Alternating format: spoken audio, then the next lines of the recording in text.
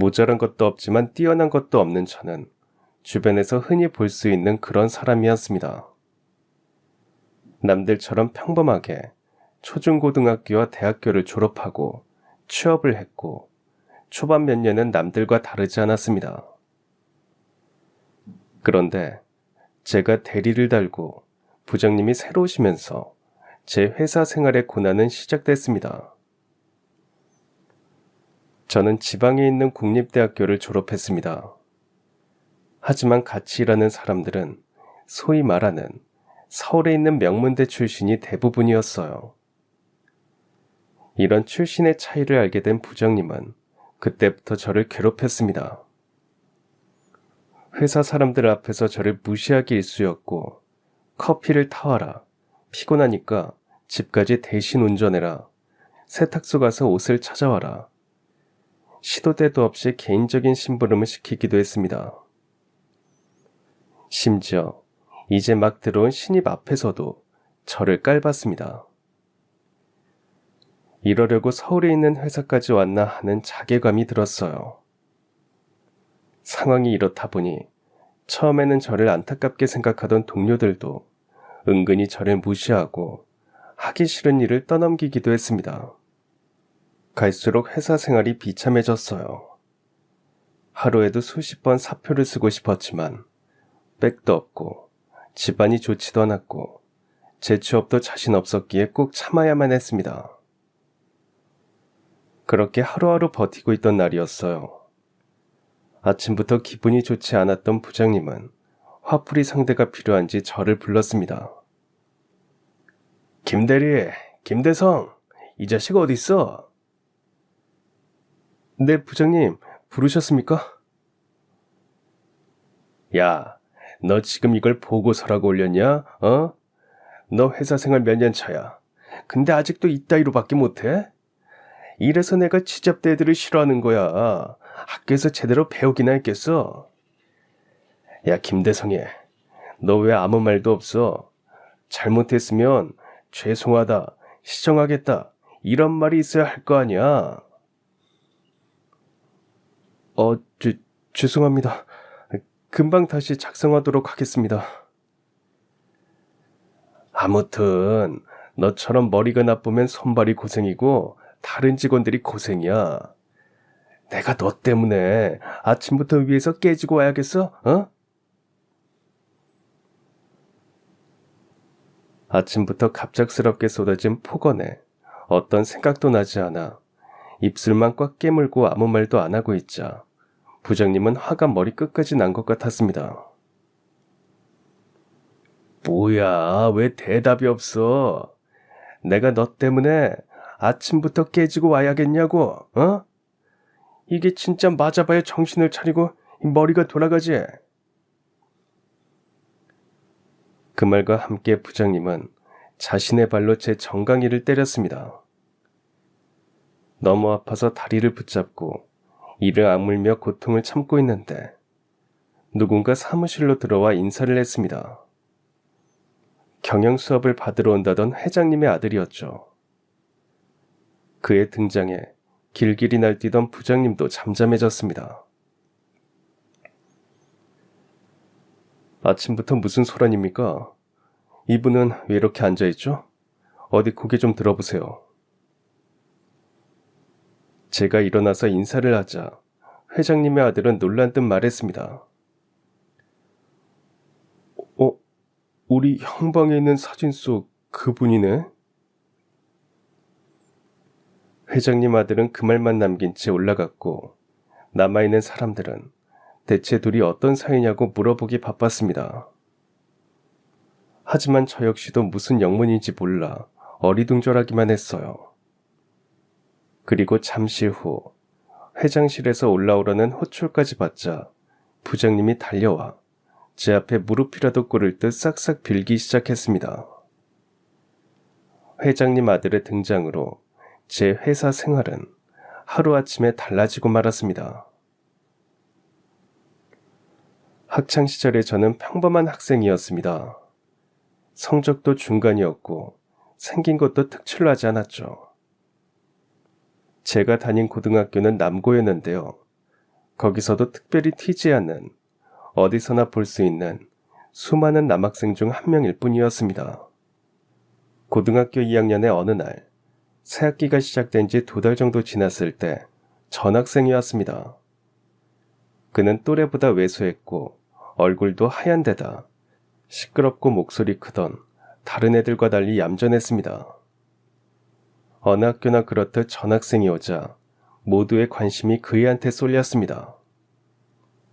그 중에서 논다는 애들이 가장 먼저 전학생에게 말을 걸었죠. 야, 전학생, 너 이리 와봐. 나? 그럼 여기에 전학생이 너 말고 또 있냐? 이거 웃기는 놈이네. 야, 너 이름이 뭐냐? 아까도 말했는데 이진영이야. 기억이 안 나니까 물어본 거지. 이진영, 진영아, 우리 앞으로 잘 지내보자. 고마워. 그러면 매점 가서 빵이나 하나 사봐. 어제 축구를 해서 그런지 다리가 아파서 못 가겠다. 부탁 좀 하자. 빵? 그래, 알겠어. 근데 돈은? 전학 온 기념으로 한턱 쏴. 그 정도도 없어? 부탁하자, 친구야. 전학생은 싫은 소리라고는 못하는 것 같았고 무슨 말을 해도 바보같이 웃기만 했습니다. 그래서였는지 전학 온 날부터 노는 무리에 타깃이 되어버렸죠. 때리거나 따돌리는 건 아니었지만 얌전하고 소심한 탓에 쉽게 놀림거리가 됐고 그 애들의 심부름꾼이 되어버렸습니다. 이거 사와라 저거 사와라 시키는데도 전학생은 웃으면서 하라는 대로 하기만 했어요. 그런 게 부당하다 생각했지만 괜히 엮였다가 저까지 괴롭힘을 당할까봐 모른 척했습니다. 그러던 어느 날 체육 시간을 앞두고 화장실에 잠깐 들렀다가 노는 애들이 작당 모의 하는 걸 우연히 듣게 됐습니다. 제가 화장실 칸 안에 있는 줄도 모르고 지들끼리 신나서 말하더라고요. 야, 오늘 당번 이진영 맞지? 걔 좀 놀려줄까? 나한테 좋은 생각이 하나 있거든. 들어봐봐. 체육 시간 끝나고 걔가 다용도실에 물건 갖다 두러 들어가면 문을 잠가버리는 거야. 어때? 재밌겠지? 무서워서 질질 짜면서 문 열어달라고 하면 그때 우리가 열어주는 거야. 유치하기 그지없었습니다. 18살이 아직도 초등학교 1학년처럼 논다는 게 믿어지지가 않았죠.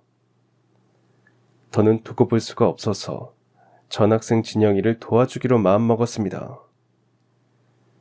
체육 시간이 끝나자 당번이었던 진영이는 뒷정리를 해야 했고 수업 시간에 사용했던 물건을 챙겨 다용도실로 향했습니다. 노는 애들은 화장실에서 말한 것처럼 진영이 뒤를 몰래 따라가더니 자기들이 말한 것처럼 다용도실 문을 잠가버렸습니다.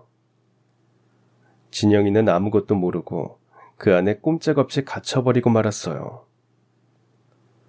뭐가 그리 웃긴지 지들끼리 시시덕거리더니 그대로 가버렸고 저는 그 애들이 완전히 그곳을 벗어난 걸 확인하고는 창고의 문 앞으로 갔습니다.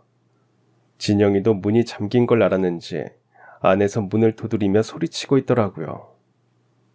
누구 없어요? 여기 사람 갇혔어요. 문 좀 열어주세요.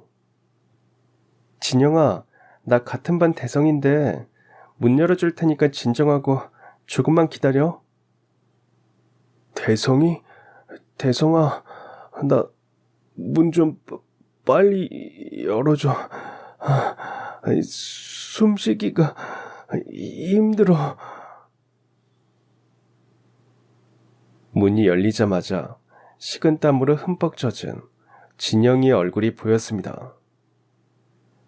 진영이는 숨을 몇 번 크게 들이마시고 내쉬길 반복하더니 조금 진정되는 듯 했고 또 웃으면서 말했습니다. 대성아, 고마워. 내가 이런 곳에 갇히면 답답해서 숨이 잘 안 쉬어질 때가 있거든. 너 아니었으면 큰일 날 뻔했다. 그치? 야, 이진영, 너는 이럴 때도 웃음이 나오냐? 다행이라는 말이 나와? 이분, 너한테 맨날 심부름 시키는 애들이 일부러 잠근 거야. 아, 이 바보 같은 게. 너 그렇게 착하게만 구니까 그 자식들이 계속 심부름 시키고 놀리는 거야. 하기 싫다고 말도 하고 화도 좀 내봐라. 나는 괜찮아. 그래도 적어도 나 없는 사람처럼 무시는 안 하잖아. 그거면 됐어. 그날 이후 진영이가 더 신경 쓰였어요. 무시하는 것보다 나으니 그 애들의 심부름과 놀림을 참겠다는 게 불쌍하기도 했습니다. 그래서 다음 날부터 저는 진영이에게 친한 척을 했습니다. 같이 매점도 가고 밥도 먹고 수업이 끝나면 하교도 같이 했죠. 그리고 노는 애들도 시간이 지나니 진영이에게 점점 관심을 거두었고 창고에 갇혔던 날 이후 자주 붙어 다니다 보니 어느덧 저희는 친구가 되어 있었습니다. 그리고 며칠 후 진영이는 조심스럽게 저를 자신의 집으로 초대했습니다. 대성아, 오늘 학교 끝나고 우리 집에 안 갈래? 아니, 엄마가 자꾸 친구 한번 보고 싶다고 하셔서. 근데 너 불편하면 안 가도 돼. 야, 다른 사람도 아니고 너희 엄마가 초대하셨다고 하는데 가야지. 나 그렇게 예의 없는 사람 아니다. 기대를 한 건 아니지만 막상 그 집에 가보니 진영이가 어렵게 살고 있다는 건 단번에 알 수 있었습니다. 진영이는 어머니와 단둘이 허름한 반지하에서 살고 있었고 심지어 어머니는 어딘가 아파 보였습니다. 핏기 하나 없는 안색에 내내 기침을 했고 집안에는 어머니가 먹는 것으로 보이는 약봉지가 한가득이었죠. 이런 환경에서 진영이가 구김살 하나 없이 자랐다는 게 신기했고 나약하게만 보였던 친구가 오히려 대단하게 느껴졌습니다. 진영이 어머니는 저를 무척이나 반갑게 맞아주셨죠. 네가 태성이구나. 반가워. 우리 진영이한테 많이 들었어. 아줌마가 너무 고마워서 얼굴 한번 보고 싶어서 집으로 초대한 거야. 애들은 떡볶이 좋아한다고 해서 아줌마가 만들어 봤는데 아휴, 맛이 있으려나 모르겠네. 대성아, 다른 건 몰라도 우리 엄마 떡볶이는 진짜 맛있어. 너도 이거 한번 먹으면 다른 데서 못 먹을걸? 어머니가 준비해 주신 떡볶이는 진영이가 자신있게 말한 것처럼 정말 맛있었습니다. 다 먹자 진영이는 후식으로 먹을 아이스크림을 사오겠다며 밖으로 나갔고 그렇게 친구가 잠시 자리를 비운 사이 진영이 어머니께서 제 손을 잡고 말씀하셨습니다. 대성아, 아줌마가 정말 고마워. 우리 진영이가 숫기가 없고 내성적이라 친구 사귀는 걸 어려워했거든. 그래서 예전에 다니던 학교에서도 따돌림을 당한 적도 있고 말이야. 근데 내 몸이 아프니까 신경 쓸까봐 한마디를 안 하더라고. 엄마로서 해줄 수 있는 게 없어서 너무 미안했는데 그래도 학교 옮기고 나서 요즘은 진영이 얼굴이 많이 밝아졌어. 그게 다 대성이 네 덕분인 것 같아. 우리 아들이랑 친구해줘서 정말 고마워. 아줌마가 염치 없지만 앞으로도 진영이 잘 부탁할게. 그 말씀을 하시며 어머니께서는 눈물까지 글썽였습니다. 친구 어머니의 부탁이 아니더라도 저 역시 또래와 다르게 착하고 순한 진영이가 좋았습니다. 그리고 같이 노는 게 재밌기도 했고요. 저희는 점점 친해졌고 방학을 맞았습니다. 야, 진영아, 너 방학 때 뭐 할래? 공부해야지. 우리 내년에 고3이잖아. 대성이 너는 공부 안 해? 아, 나도 해야 하는데. 안 그래도 우리 아버지가 다음에 보는 시험에서 성적 못 올리면 가만 안 둔대. 용돈 반으로 줄일 거래. 아, 진짜 우리 아버지 너무하지 않냐? 맨날 이렇게 돈으로 협박한다니까. 얼마나 구두쇠인지 몰라. 아, 구두쇠여도 좋으니까 나도 아버지 있었으면 좋겠다. 아, 아, 나는 그런 뜻으로 말한 게 아니라 알아. 나도 그냥 해본 소리야. 말이 나와서 말인데, 진영이 너희 아버지는 어디 계셔? 혹시 이혼하신 거야? 나는 한 번도 아버지 얼굴을 본 적이 없어. 어릴 때 물어봤는데 돌아가셨대. 그리고 엄마가 아버지에 대해서 말하는 걸 싫어하는 것 같아서 언제 어떻게 돌아가셨는지 나도 자세히는 안 물어봤어. 그래, 그렇구나. 아, 진영아, 우리 방학 때 같이 공부할래? 그래도 네가 나보다 공부는 잘하니까 모르는 거 가르쳐주면 되잖아. 나는 너한테 운동 가르쳐줄게. 너 남자애가 그렇게 비리비리해서 어디다 쓸래? 이참에 운동해서 몸 좀 키워. 그런 말 못 들었냐? 공부도 체력이다. 진영이에게 공부하려면 체력이 필요하다는 말로 운동을 가르쳐주긴 했지만 사실 거기에는 한 가지 이유가 더 있었습니다. 왜소한 진영이가 지금보다 건강해지면 같은 반 애들이 하찮게 보지 않을 것 같았거든요. 평소 제가 등산을 좋아했기에 체력을 키워주기 위해서 진영이와 함께 산을 올랐고 같이 체육관에 다니기도 했습니다. 이렇게 여름방학 내내 저희는 서로에게 공부와 운동을 가르쳐줬고 효과는 좋았습니다. 저도 이전보다 성적이 많이 올랐고 친구 역시 한눈에 봐도 몸이 좋아진 게 보였습니다. 무엇보다 운동을 하면서 진영이가 자신감도 얻은 것 같아 뿌듯했어요. 개학 후 달라진 진영이의 모습을 보고 반 아이들 모두가 놀란 듯 했고 그전과는 다르게 친구들하고도 잘 어울렸습니다. 막 전화 갔을 때와는 많은 것이 달라졌어요. 그렇게 함께 고3이 되었고 같은 대학교를 목표로 수능을 봤습니다. 다행히 진영이와 저는 지방에 있는 국립대에 같이 합격했습니다. 대학교 입학식만 기다리고 있던 고등학교 3학년의 겨울방학이었습니다. 잠잘 준비를 하던 늦은 밤 전화가 울렸고 주인공은 진영이었습니다. 진영아, 밤늦게 무슨 일이야? 그게 대성아, 우리 엄마가 돌아가셨어. 지금 병원인데 어떻게 해야 할지 모르겠다. 어쩌지? 어떻게 하면 좋지? 아주머니가? 어디 병원이야?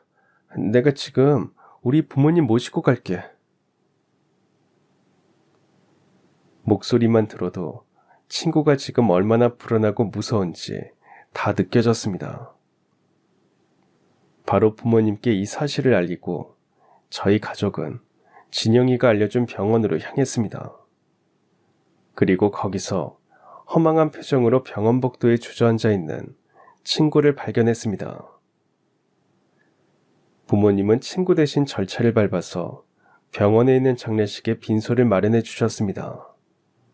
찾아오는 사람도 없는 조용하고 초라한 3일이 지났고 친구는 많이 힘들어하는 것 같았지만 그래도 마음을 추스르려 노력했습니다. 진영아, 아주머니 좋은 곳 가셨을 거야. 힘내라. 그래, 대성아, 고마워. 너희 부모님께도 정말 감사하고. 우리 엄마 그동안 항상 아프기만 했는데 하늘에서는 편안해지셨겠지. 거기서는 기침도 안 하고 음식도 잘 드셨으면 좋겠다.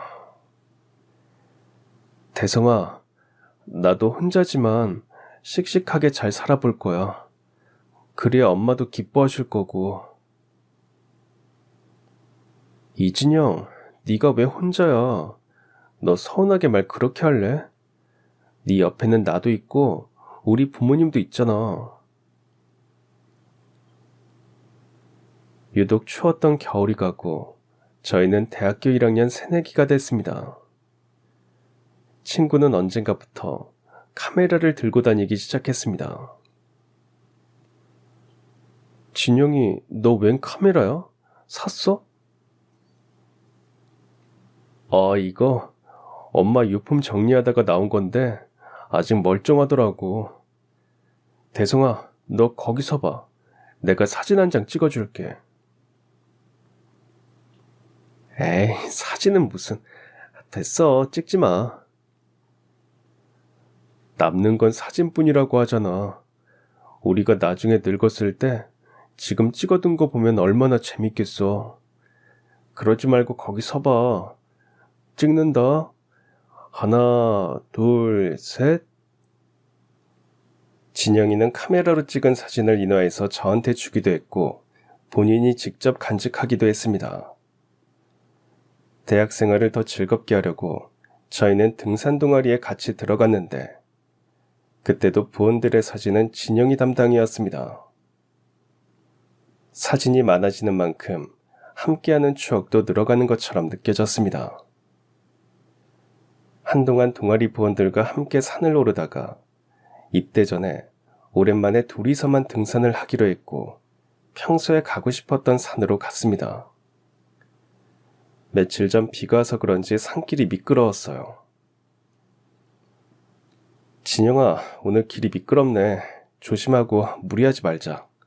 정상까지 안 가도 되니까 힘들면 내려오는 거다. 그래, 너도 조심하고. 어디 올라가 볼까?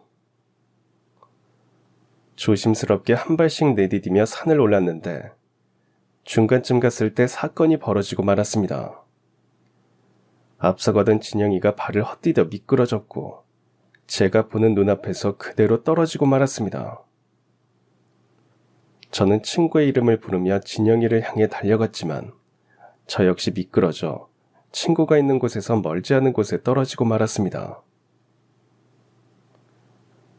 진영아, 진영아, 눈 좀 떠봐. 정신 잃으면 안 돼. 하지만 친구는 정신을 잃은 것 같았습니다. 그나마 다행히 저는 깨어 있었지만 몸이 아파 꼼짝할 수가 없었죠. 저희가 떨어진 데가 하필이면 물이 고여있는 곳이었기에 옷이 물에 젖어 체온도 급격히 떨어지는지 이가 달달달 떨리기까지 했습니다. 이대로 있으면 둘 다 큰일 날지도 모른다는 생각에 남아있는 힘을 모아 구해달라고 소리를 질렀습니다. 살려주세요. 여기 사람이 떨어졌어요. 아무도 없어요? 살려주세요. 몇 분쯤 흘렀을 때 어떤 아주머니의 목소리가 들려왔습니다. 거기 누구 있어요? 어머, 사람이 떨어졌나 봐, 여보. 이리로 와봐요. 저기 사람 맞죠? 저기요, 여기 사람이 떨어졌어요. 제발 살려주세요. 119 좀 불러주세요. 알았어요. 지금 바로 신고할 테니까 조금만 기다려요. 다행히 등산객에게 발견이 되었고 마침내 구조대가 와서 저와 친구는 구출됐습니다. 이제 살았구나 싶었습니다. 그리고 마지막 힘을 쥐었자 구급대원에게 말했습니다. 저 친구부터 구해주세요. 떨어지자마자 의식이 없어요. 아무리 불러도 대답이 없어요. 제발 제 친구 좀 살려주세요. 그 말까지 전한 뒤에 저 역시도 정신을 잃고 말았습니다. 눈을 떠보니 병실이었고 곁에는 어머니가 와 계셨습니다. 그리고 저는 팔에 깁스를 하고 있었어요. 엄마, 여기가 어디예요? 대성아, 너 정신이 들어? 아, 정말 다행이다. 여기 병원이야. 사고 난 건 기억나? 엄마가 얼마나 놀랐는지 알아? 기억나요. 엄마, 저 얼마나 이렇게 있었던 거예요? 너 3일 만에 깨어난 거야. 의사 선생님이 팔 다친 거 말고는 잘못된 데는 없다고 하는데 안 깨어나서 얼마나 걱정했는데. 그랬구나. 걱정 끼쳐 죄송해요. 머리야. 왜? 머리 아파? 의사 선생님 불러줄까? 아니요, 괜찮아요. 잠시 어지러웠던 것 같아요. 근데 엄마, 진영이는요? 진영이는 괜찮아요? 진영이? 너 진영이랑 같이 있었니? 전화 받고 병원으로 왔을 때 진영이는 못 봤는데. 어머니의 말에 놀라서 병실을 찾아보니 정말 진영이는 온데간데 없었습니다. 그래서 데스크에 있는 직원에게 물어봤어요. 혹시 저랑 같이 실려온 제 또래 남자는 없었나요? 아, 등산하다가 추락사고로 온 그 학생 말하는 거 맞죠? 근데 그 학생은 오자마자 다른 병원으로 이송됐어요. 어디요? 어디로 갔는지는 모르세요? 그건 저희도 알 수가 없어서요. 죄송합니다. 친구면 전화를 해보는 게 낫지 않을까요? 하지만 아무리 전화를 해도 진영이는 답이 없었습니다. 저보다 훨씬 심각하게 다친 것 같은데 대체 어떻게 됐는지 알 길이 없으니 너무 걱정이 됐습니다. 저는 팔이 부러진 걸 제외하면 심각하게 다친 곳은 없어서 며칠 후에 퇴원을 할 수 있었습니다. 집에서도 계속 진영이에게 전화해봤지만 답은 없었고 급기야 없는 번호라는 안내음까지 들어야 했습니다. 그래도 학교에 가면 만날 수 있을 거라 생각했지만 진영이는 한동안 출석도 하지 않았죠. 과 사무실에 물어보면 어떤 소식이라도 들을 수 있을 것 같아 바로 조교님을 찾아갔습니다. 조교님, 이진영 학생 말인데요. 요 며칠 출석을 안 해서 그런데 혹시 조교님은 뭐 아시는 거 없어요? 누구? 이진영? 그 학생 얼마 전에 자퇴했다고 들었는데 몰랐어요? 네? 갑자기요? 본인이 직접 왔어요? 그때 내가 사무실에 있던 게 아니라서 직접 온 건지는 모르겠네요. 나중에 듣고 갑자기 휴학한다길래 나도 걱정했는데 무슨 일 있는 건 아니죠? 하루아침에 사라져버린 친구에게 화가 났습니다. 무슨 사정이 있는지는 모르겠지만 그래도 저한테까지 이럴 줄은 몰랐거든요. 친구의 집도 찾아가 봤지만 거기도 비어 있었고 집주인에게 물어보니 몇 주 전에 집을 뺐다는 말밖에 들을 수 없었습니다. 그럼 아주머니, 혹시 진영이 어디로 갔는지 들으신 건 없어요? 아유, 그걸 내가 어떻게 알아. 처음 본 사람들이 와서 집 빼겠다고 하는 통에 나도 얼마나 놀랐는 줄 알아? 처음 본 사람들이요? 그래. 시커먼 양복 입은 사람들이 와서 진영 학생 짐 다 챙겨갔어. 봐봐. 하나도 남은 거 없지? 근데 둘이 친구라면서 학생한테도 아무 말이 없었어? 아유, 무슨 일 생긴 거 아니야?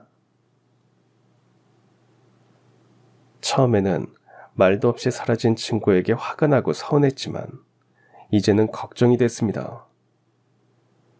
혹시라도 안 좋은 일이 있거나 누군가에게 쫓기는 건 아니었을까 하는 생각도 들었죠. 결국 저는 하루아침에 사라져버린 친구를 찾는 데 실패했고 연락도 끊기고 말았습니다. 그때 제가 할 수 있는 거라고는 친구가 어디선가 건강하게 잘 살고 있다고 믿는 일뿐이었습니다. 수년이 흐르고 저는 대학교를 졸업한 뒤 열심히 노력한 끝에 서울에 있는 물산 회사에 취업했습니다. 군대에 다녀온 뒤 아버지가 갑자기 돌아가시는 바람에 집안이 어려워져서 저는 취업에 목숨을 걸어야 했습니다. 회사에 다니기 시작하다 보니 집안의 가장은 제가 되어 있었고 쉬는 날도 없을 정도로 일을 하다 보니 어느새 대리가 되었습니다. 몸은 피곤했지만 집안에 도움이 된다는 생각에 뿌듯했습니다. 그렇게 보통의 평범한 사람들처럼 살고 있었는데 새로운 부장님 때문에 제 인생은 하루아침에 달라졌습니다. 부장님의 환영식 겸 회식을 하는 자리였어요. 자자, 다들 앞으로 잘 부탁하고 우리 부서에 인재들이 많다고 들었는데 듣자니 내 대학 후배도 있다고.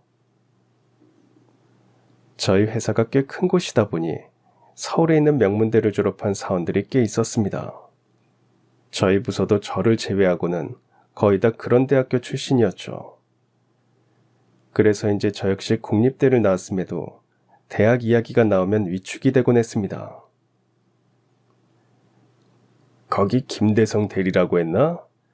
자네는 왜 아무 말도 안 하고 있어? 김 대리는 대학교 어디 나왔어?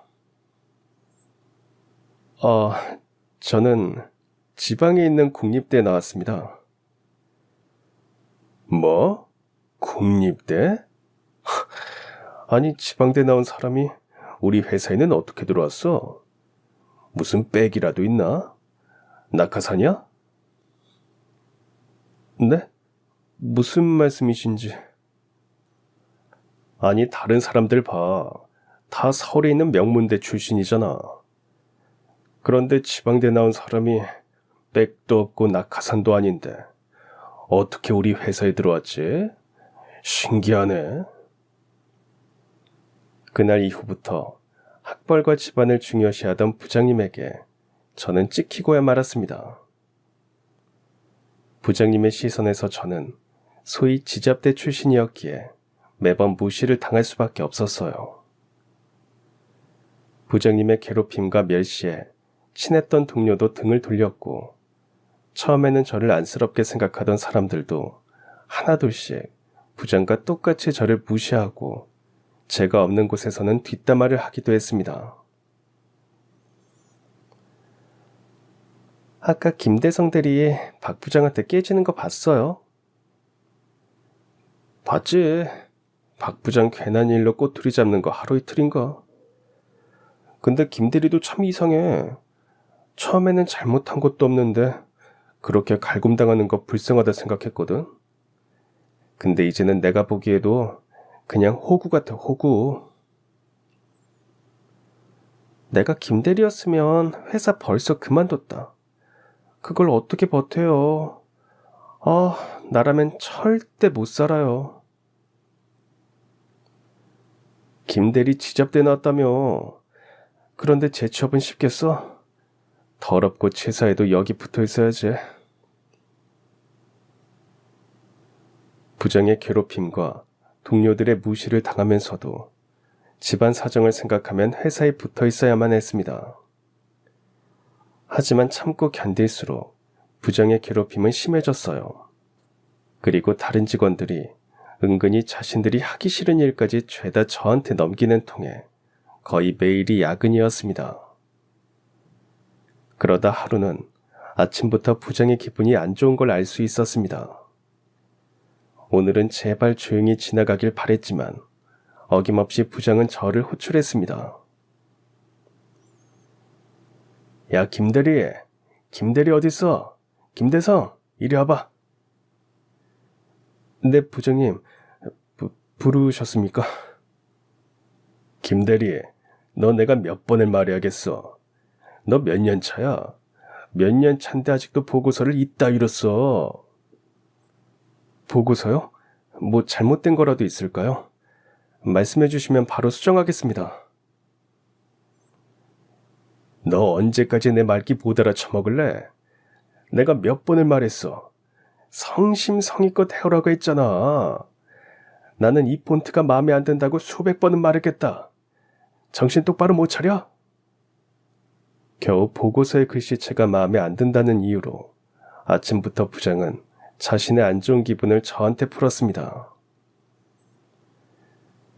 아무튼 너처럼 머리가 나쁘면 손발이 고생이고 다른 직원들만 힘든 거야. 내가 너 때문에 아침부터 위에서 깨지고 와야겠어? 어? 갑작스럽게 쏟아진 폭언에 어떤 생각도 나지 않아 입술만 꽉 깨물고 있자 부장은 화가 머리끝까지 난 것 같았습니다. 뭐야, 왜 대답이 없어? 내가 아침부터 깨지고 와야겠냐고, 어? 이게 진짜 맞아봐야 정신을 차리고 머리가 돌아가지? 그 말과 함께 부장님은 자신의 발로 제 정강이를 때렸습니다. 너무 아파서 다리를 붙잡은 채 소리도 못 지르고 고통을 참았지만 제 처지가 너무 비참했습니다. 그 비참함에 눈물까지 나고야 말았습니다. 그걸 본 부장은 보고서 모서리로 제 머리를 툭툭 치며 말했습니다. 야, 김대성, 너 우냐? 사내 자식이 그깟 정강이 하나 맞았다고 울어? 아휴, 이렇게 정신 상태가 썩어 빠져서 무슨 일을 하겠다고 그래? 그때 누군가 인사를 하며 사무실로 들어왔습니다. 경영 수업을 받으러 온다던 회장님의 아들이었죠. 그의 등장에 길길이 날뛰던 부장님도 잠잠해졌습니다. 오셨습니까? 아침부터 회사에서 소리가 너무 크네요, 박 부장님. 그게 직원 한 명 교육 중이었습니다. 김대리, 뭐하고 있어? 얼른 와서 인사 안 드리고.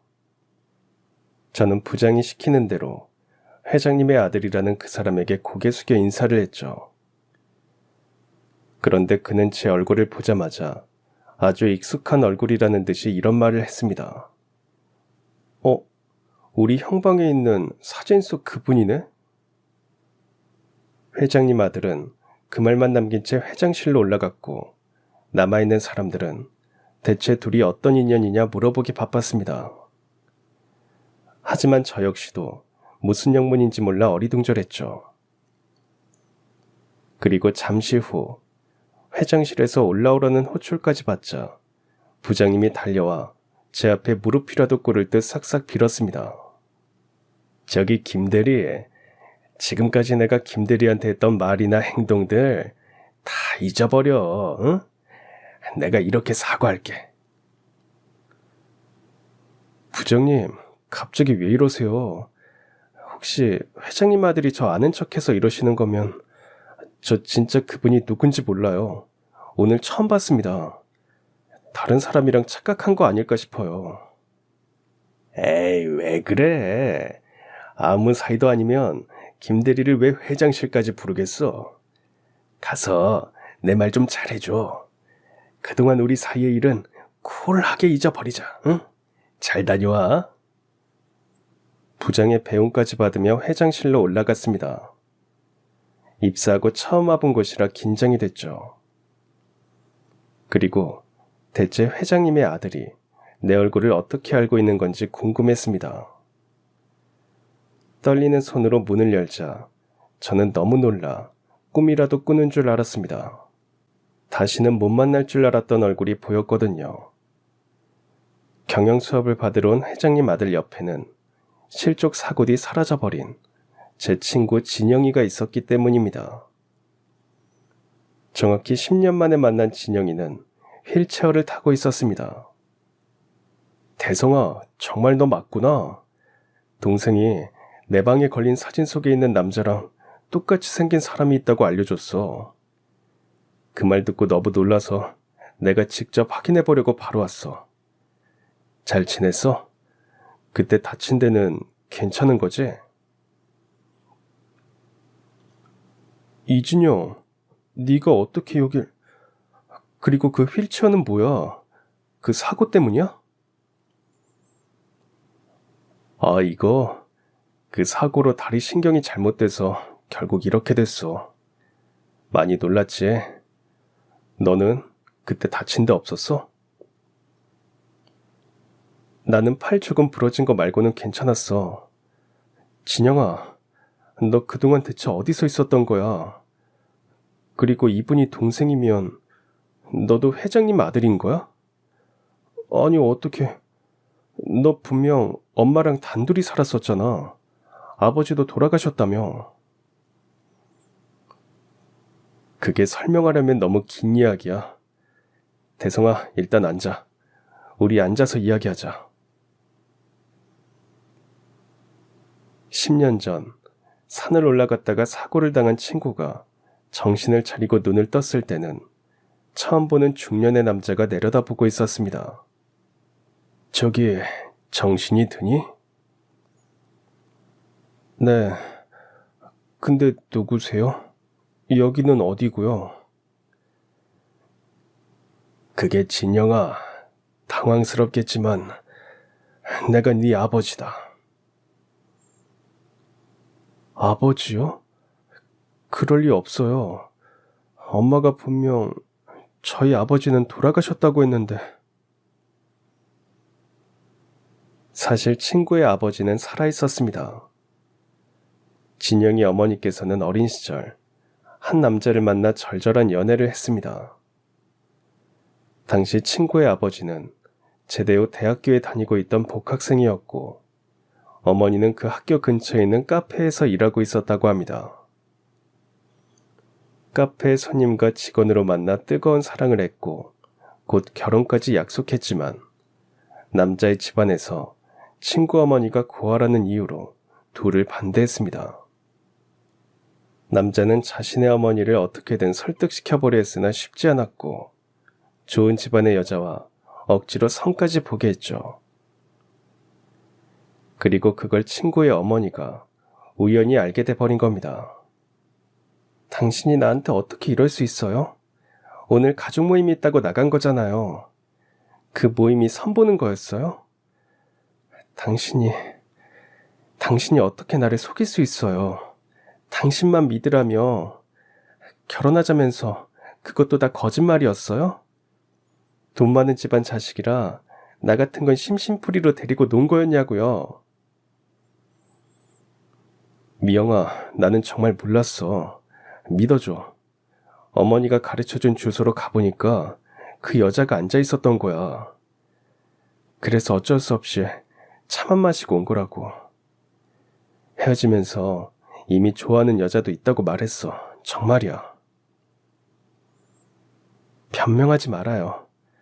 다 큰 남자가 어떻게 그것도 모르고 나갈 수 있어요. 나 이제 당신 어머니 설득하는 것도 힘들고 더는 못 기다리겠어요. 우리 그냥 헤어져요. 이게 맞는 것 같아요. 그렇게 헤어진 뒤 아버지는 자신의 연인을 다시 찾아가려고 했지만 집안의 감시 때문에 어려웠습니다. 그리고 친구의 어머니는 자신이 버림받았다는 생각에 다시는 그를 보지 않겠다 다짐했죠. 그리고 두 사람이 헤어진 지 얼마 안 돼서 친구의 어머니는 자신이 임신했다는 걸 알게 됐습니다. 그때는 어린 마음에 혼자서도 아이를 낳고 잘 키울 수 있을 거라 생각했지만 그건 착각이었습니다. 여자 혼자 아이를 낳아 기르는 건 너무나도 힘들고 외로운 일이었죠. 그래서 망설임 끝에 갓난아기 였던 친구를 데리고 그 남자의 집으로 찾아갔고 아이의 아버지 대신 그의 어머니를 만나게 됐습니다. 어머니 잘 지내셨어요? 현우 씨 좀 불러주시면 안 될까요? 어머니? 누가 네 어머니니? 그렇게 부르지 말아라. 그리고 너희 둘 끝난 지가 언젠데 현우를 찾니? 저기, 이 아이 현우 씨 아이예요. 저는 마음에 안 들고 미우셔도 아이한테까지 이러시면 안 되잖아요. 현우 씨하고 제발 만날 수 있게 해주세요. 네? 현우 아이라고? 그걸 내가 어떻게 믿니? 네? 그럼 제가 거짓말을 하고 있다는 말씀이세요? 이 아이 현우 씨 아이 맞아요. 출신도 미천한 네 말을 어떻게 믿을 수가 있겠어? 애가 생겼다면 왜 그때 바로 안 찾아오고 이제 왔겠어? 너 돈 필요해서 누구 자식인지도 모르는 애 낳아서 우리 현우 협박하러 온 거지?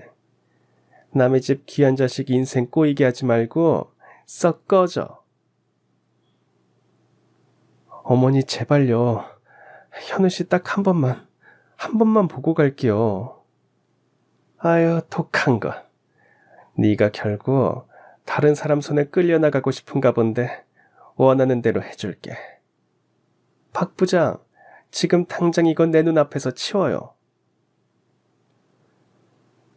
결국 친구의 어머니는 아버지를 만나지 못하고 발길을 돌려야만 했습니다.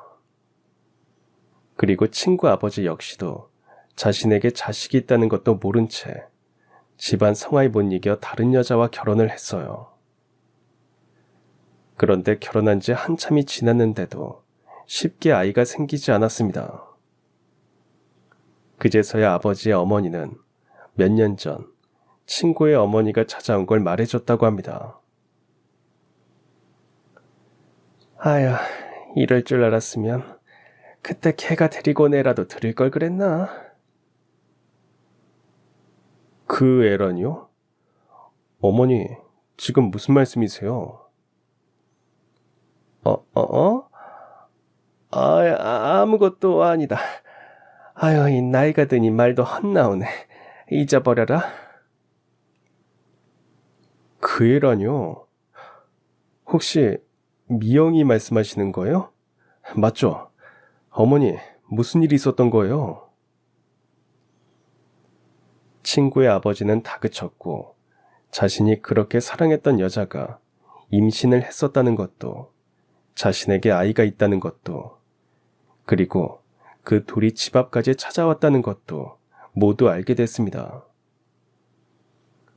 모든 사실을 알게 된 친구의 아버지는 두 사람을 찾으려 노력했지만 아무런 단서가 없었기에 쉽지 않았습니다. 그리고 얼마 뒤 집안의 사업까지 아버지가 이어받게 돼서 둘을 찾는 데만 매달리고 있을 수만은 없었죠. 하지만 포기하지는 않았습니다. 그리고 오랜 시간이 흘러 마침내 친구의 아버지는 친구를 찾는 데 성공했고 그날이 바로 등산을 갔다가 실족사고를 당한 날이었습니다. 자신의 아들인 진영이를 살리기 위해 곧바로 서울에 있는 큰 병원으로 옮겼고 진영이는 거기서 오랜 수술을 받고 한참 뒤에 깨어난 것이었죠. 대성아 미안하다. 깨어난 뒤에는 정신이 하나도 없었어. 갑자기 나타난 아버지의 움직이지 않는 내 다리에 바로 너부터 찾았어야 했는데 한동안 적응하느라 이렇게 시간이 흐른 것도 몰랐어. 우리 아버지가 나 병실에 있을 동안 집도 다 정리하셨더라고. 짐도 별로 없었어. 옷 몇 가지랑 그리고 내가 그동안 찍은 사진 몇 장밖에 없더라. 그거라도 잘 간직하려고 액자에 넣어서 방에 걸어놨었어. 그랬구나. 나는 회장님 아들이 어떻게 내 얼굴을 알고 있나 했어. 거봐, 내가 사진 찍을 때 뭐라고 했어. 남는 건 사진밖에 없다고 했지? 그거라도 없었으면 우리가 이렇게 다시 만날 수 있었겠어? 그래, 진영이 네 말이 맞다. 친구를 다시 만나면 묻고 싶은 게 많았습니다. 하지만 막상 다리를 다쳐 휠체어를 타고 있는 진영이를 보니 그간의 사정을 다 듣지 않아도 얼마나 외롭고 견디기 힘든 시간을 보냈을지 짐작할 수 있었습니다. 그럼 진영이 너랑 회장님 아들이 형제라는 거지? 어머니는 다르지만 내가 집에 들어왔을 때 형식이가 친형처럼 잘 따르고 많이 챙겨줬어. 새어머니도 잘해주셨고. 다행이다. 그럼 진영이 네 다리는 아예 걸을 수 없는 거야? 그래도 재활 잘 받아서 이렇게 혼자서 휠체어라도 끌 수 있게 된 거야. 몇 년의 재활을 마치고 친구 역시 달라진 자신의 환경에 적응해갈 무렵 회장님이 친구에게 회사에 한 자리를 마련해 주려고 했지만 친구는 거절했습니다. 자신의 몸이 건강하지 않기에 경영 수업은 친구의 동생이 받기로 한 것이었죠. 나는 그런 것도 모르고 처음에는 나한테 한마디도 없이 사라진 너를 원망하기도 했었어. 네가 이렇게 힘든 시간을 보내고 있을 거라는 건 상상도 못했다. 미안하다, 진영아. 내가 말 안 했는데 어떻게 알아. 너무 자책하지 마. 나는 너한테 고마운 것밖에 없어. 대성이 네가 아니었다면 고등학교도 그렇게 즐겁게 졸업 못했을 거고 다리가 아닌 목숨을 잃었을지도 모르잖아. 그러니까 미안하게 생각하지 마. 이제 우리 다시 만났으니까 앞으로는 좋은 일만 생각하자. 저희는 새로운 연락처를 주고받았고 곧 다시 만나자는 약속을 한 채 저는 다시 동료들이 있는 사무실로 돌아갔습니다. 제가 들어오자 모두의 눈동자가 일제히 저를 향하는 게 느껴질 정도였습니다. 그 시선이 부담스러워 조용히 자리에 앉으려고 했으나 부장이 또다시 저를 호출했습니다.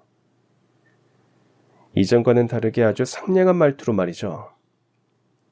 김대리, 잠깐 시간 좀 있나? 그게 부장님이 아까 다시 작성하라고 한 보고서를 써야 하는데요. 그거 급하신 거 아니었어요? 보고서? 강주임, 그 보고서 강주임이 써. 그리고 우리 김대리는 잠깐 나 좀 볼까? 부장은 저를 데리고 옥상으로 올라갔습니다. 그리고는 음료 한 캔을 뽑아 건네주더니 궁금한 걸 물어봤습니다. 김대리, 대체 회장님 아들이랑은 무슨 사이야? 나한테만 알려줘봐. 그게 아까 보신 그 회장님 아들하고는 모르는 사이인데요.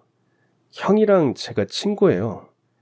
어렸을 때부터 친하게 지낸 친구인데 그동안 연락을 못하고 살다가 오늘 다시 만났습니다. 그래? 그럼 우리 회장님 큰아드님하고 아는 사이구만. 그렇죠. 그 대답까지 들은 부장님은 갑자기 제 앞에 무릎을 꿇었습니다. 김대리, 그동안 내가 자네 무시했던 거 용서해주게나. 내가 이렇게 빌게, 응? 나 기러기 아빠인 거 알지? 지금 회사 잘리면 우리 집안 다 망해. 내가 앞으로 다시는 실수 안 할 테니까 한 번만 봐주게나. 김대리 사람 좋잖아. 내 부탁 들어줄 거지? 부장님 갑자기 왜 이러세요? 사람들이 봅니다. 그만하시고 일어나세요. 아니, 자네가 나 용서해준다고 하기 전에는 절대 못 일어나. 제가 용서하고 말고 문제가 아니잖아요. 그리고 제가 무슨 힘이 있다고 부장님을 회사에서 자를 수 있겠어요. 그리고 친구는 회사 일에도 관심이 없고요. 아까 친구 만났을 때도 부장님에 대해서는 한마디도 안 했습니다. 믿어주세요. 그 말에 부장은 얼굴이 환해지더니 다시 일어났고 한 가지 부탁을 해왔습니다. 곧 회사에서 승진 평가가 있는데 그때 자신에 대한 말을 잘 좀 해달라는 거였죠. 제게는 그럴 권한이 없었지만 부장은 막무가내로 저만 믿는다며 계속 졸랐습니다. 하지만 한 달 뒤 깜짝 놀랄 소식이 전해졌습니다. 회장님의 둘째 아들, 그러니까 진영이의 이복 동생이 사장으로 취임하고 승진을 앞둔 몇몇 직원들에 대한 징계가 내려졌습니다. 그 중에는 저를 괴롭혔던 부장의 이름도 있었습니다. 사내 게시판에는 부장이 해외 오지에 있는 자회사로 발령이 났다는 공지가 내려왔습니다. 거기에 갈 바에야 퇴사를 하는 게 나을 정도로 그곳은 모든 직원들이 가기 싫어하는 지역이었습니다. 그런데 그보다 더 놀라운 건 징계의 이유가 제 예상처럼 사내 괴롭힘이 아니라 뇌물수수였다는 겁니다. 동료들은 그 공지를 보고 수근거렸습니다. 박 부장, 안 잘린 게 다행이라고 생각하고 가야 하지 않아? 그동안 사람 차별대우한 것도 심하긴 했지만 그 소문 들었지? 박 부장이 거래처 사장이나 임원들 만나면서 뇌물 먹은 것도 엄청 많대. 아유, 그러니까 작작 해먹어야지. 꼬리가 길면 밟힌다는 말도 모르나? 그러게 말이에요. 근데 박 부장이 발령된 곳이요. 보통 거기로 안 가고 그냥 사표 쓰지 않았어요. 그치. 거기로 가라는 건 알아서 사표 쓰라는 말이지. 박 부장도 회사 관두지 않을까? 거기서 어떻게 살아? 아유, 박 부장도 기러기라고 하던데 이제 어쩌냐? 애들 다 그러면 10년도 넘게 남았을 텐데. 선배가 무슨 그런 걱정까지 해요. 나는 쌤통이기만 한데. 아, 맨날 소리 지르는 박 부장 안 볼 생각하니까 살 것 같아요. 발령이 내려온 지 며칠 지나지 않아 부장은 제 눈앞에서 사라지게 됐고 그가 해외에 오지로 갔는지 아니면 사표를 썼는지까지는 알 수 없었고 알고 싶지도 않았습니다. 저희 부서에는 새로 발령받은 부장님이 등장했습니다. 그분은 학연, 지연, 혈연은 전혀 신경 쓰지 않고 오로지 실력만 보는 사람이었습니다. 회사 내 괴롭힘은 끝이 났고 저도 예전과 달리 밝아진 모습으로 회사 생활을 할 수 있게 됐습니다. 그리고 며칠 후 친구는 자신의 집으로 저를 초대했습니다. 이전에 살던 곳과는 완전히 다른 으리으리한 집이었죠. 이야, 이진영, 너 진짜 회장님 아들 맞구나. 이렇게 좋은 집에서 살고 있을 줄이야. 내가 괜한 걱정을 했다. 그러게, 나도 내가 이렇게 으리으리한 집에서 살아볼 줄은 몰랐다. 나도 아직까지 적응 안 될 때가 있어. 이쪽이 내 방이야. 들어가자. 친구는 저를 자신의 방으로 안내해줬고 방 한쪽 벽면에는 우리를 다시 만나게 해준 사진이 잔뜩 걸려 있었습니다. 제가 조용히 사진을 보고 있자 진영이가 다가와서 말했습니다. 그거 아냐? 아플 때마다 이 사진들 보면서 견딘 거. 어릴 때나 지금이나 힘들 때는 대성이 네가 있어준 것 같다. 진짜 고마워, 대성아.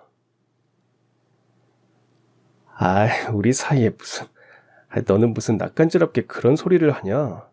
내가 뭐 한 게 있다고. 죽을 고비를 넘기고 내가 깨달은 게 하나 있어. 원하는 게 있으면 하고, 만나고 싶은 사람이 있으면 만나고, 하고 싶은 말이 있으면 아끼지 말고 해야 후회가 없다는 거 말이야.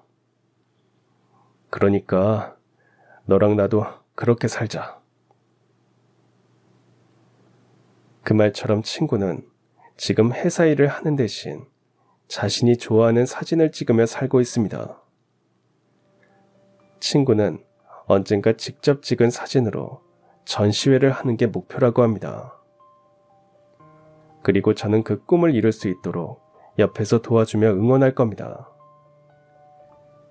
인생의 파도는 누구에게나 찾아온다고 하죠. 앞으로도 높고 낮은 그 파도를 온몸으로 막아내며 살아야 하겠지만 그럴 때마다 친구와 저는 서로의 힘이 되어줄 거라 생각합니다. 대단히 거창하지는 않더라도 소소하게 주고받는 한마디로 서로에게 힘이 되어주는 친구로 오래도록 말입니다. 그럼 지금까지 사연 들어주셔서 감사합니다. 사연이 재밌으셨다면 구독과 좋아요 부탁드려요. 감사합니다. 안녕히 계세요.